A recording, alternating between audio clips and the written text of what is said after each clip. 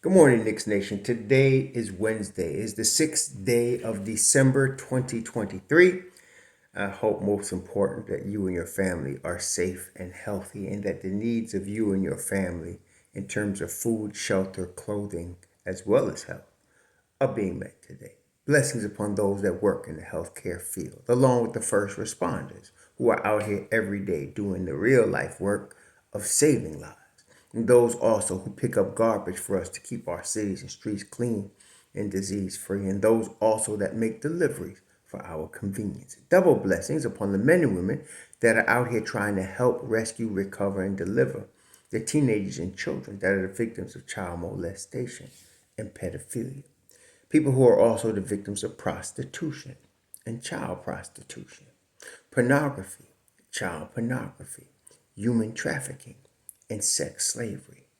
Double curses on the perpetrators of all of these things. Double curses on those who profit from these things. And double curses upon the perverts that create the industry, the ones that create the demand for these things. Finally, double blessings upon the homeless, increasing numbers all the time. Almost 600,000 men, women, and children homeless in the United States of America and millions around the world in similar or worse conditions. Blessings upon them, for theirs is the kingdom. There was a basketball game last night in Milwaukee. The Knicks lost 146 to 122 to the Milwaukee Bucks.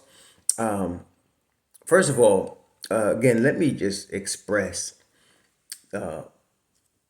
my new policy going forward. If I don't hear from you when the Knicks are playing well, and the only time you come on my channel to comment is when they lose, I'm going to delete you. That's just negative energy. It's not helping me, and it's not helping the Knicks, and it's no fun. It's not just a difference of opinion. It's ugly. And I don't want to talk about it, and I don't want to talk to you.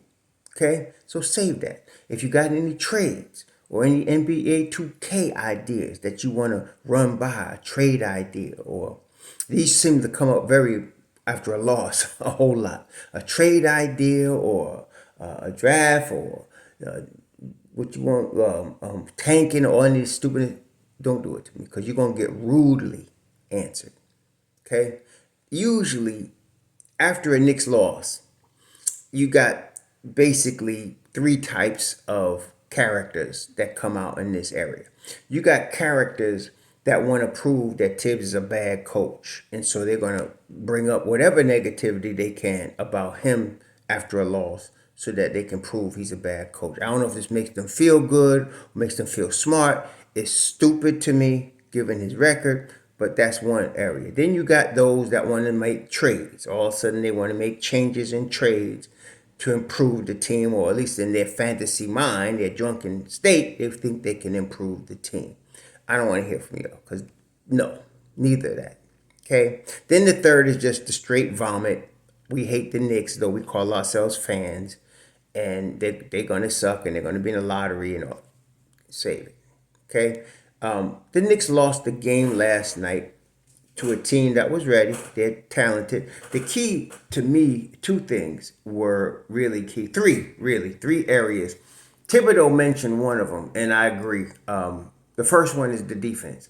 Even in the first quarter, the end of the first quarter was 37-35. That's going to be tough. You see right there, the Bucks are one of the highest scoring teams in the NBA. They give up a lot of points, but they score a lot of points. So what happened right there is you're now getting into their game, high scoring game. You don't want to do that because you're not going to win against them in that scenario. Okay.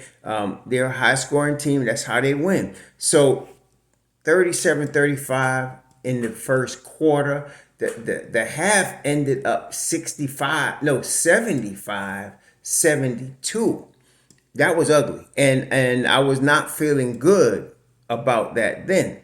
And so the defense has to come back. And I can't even blame Julius Randle in this regard because that boy was playing both sides of the ball last night. Ended up with 41, But what I noticed, what I loved about what I saw with Julius Randle last night was that he was playing Giannis very physical. Julius is at his best when he's playing physical and when the refs are allowing him to play physical. And he was playing physical ball on both ends of the floor last night. I loved it. So I can't blame him. But as a team, they have to do better on defense. They have to. This is a Tom Thibodeau coach team. They have to be better on defense. The first thing he mentioned, and I can guarantee you, as I mentioned to y'all multiple times during the course of this season, Tibbs teams take time to get into a flow, to run on all cylinders. Even see, you look at their record, you'll see 3 in a row loss, 3 in a row loss, win, loss, 3 in a row loss. That's what you keep seeing. So they're not even hitting all cylinders. And here we are 20 games into the season. That was the 20th game. And they're 12-8. Okay? I don't know who would have a problem with that from the beginning of the season, telling you after their 20th game they'd be 12-8 and in the 5th seed in the East. Okay? And we haven't started really hitting our stride yet. So they have to get better on defense. That's number one. The second thing was Malik Beasley. See, you know Dame Dollar is going to get his. Like I said, offensively, he's unstoppable.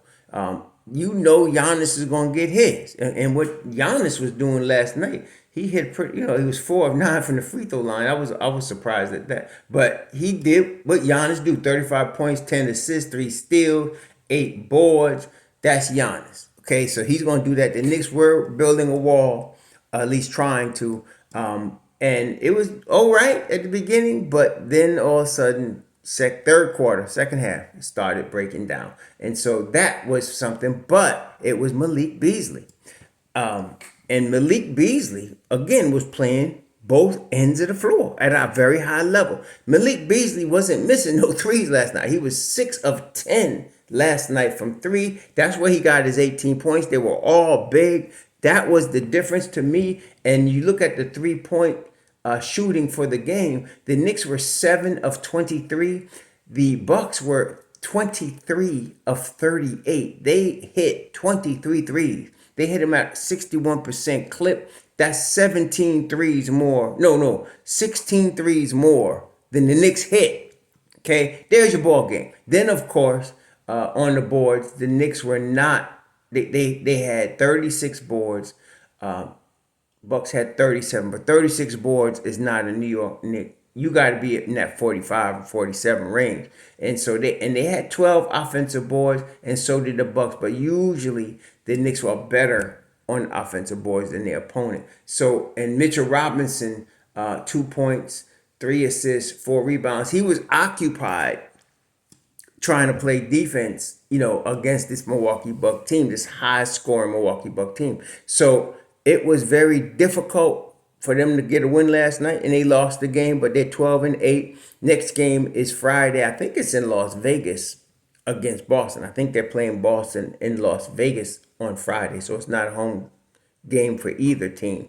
And it's going to be a tough game. It's the next game. That's what you got to do. And then there's this thing, the Knicks can't beat teams over 500. Please stop it. So what are they trying to say? All we're going to do is beat teams under 500 all season.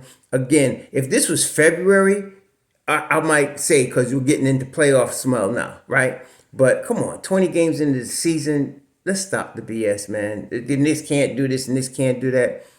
Let's let the Knicks play. You see, you can't just say let them play when they're winning, and then when they lose a game, trade everybody. It's stupid, okay? Catch yourself. So 20 games into the season, it's all right. We're doing good. 12-8. Yes, they lost to a team, a very good team. And again, overall, the problem was they played the Bucks style of basketball. That's what they did last night. You can't let a team score 146 points if you're the New York Knicks. You can't do that in the league and win. Again, the Bucks give up 118 a game. The Knicks score 122, right? So what they do? They just outscored the Knicks, period. Okay? Our defense has got to be tougher, and they got to be more ball control. Also, as another note, Brunson was not. He scored 24 last night, but he was missing shots that we're used to him hitting. It's not really, we got spoiled by him. He was 10 of 22, so he shot the ball well, but he was 0 for 5 from 3. And that's not the Brunson that we've been seeing.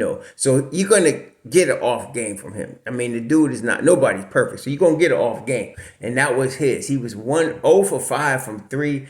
RJ scored 23, 7 of 18, 8 of 8 from the line. This kid is really improved in the foul shot area. One of the areas I had mentioned this summer I wanted to see improvement on. He was 1 for 4 from 3, but that goes with the rest of the squad. Then, of course, Quickly, who, when you're not getting scoring from Brunson or RJ, or you are getting from Brunson, you expect Quickly and DiVincenzo. Well, Quickly was 1 for 7 from the field, 1 for 4 from 3. DiVincenzo was 2 of 5 from the field, 1 for 4 from 3.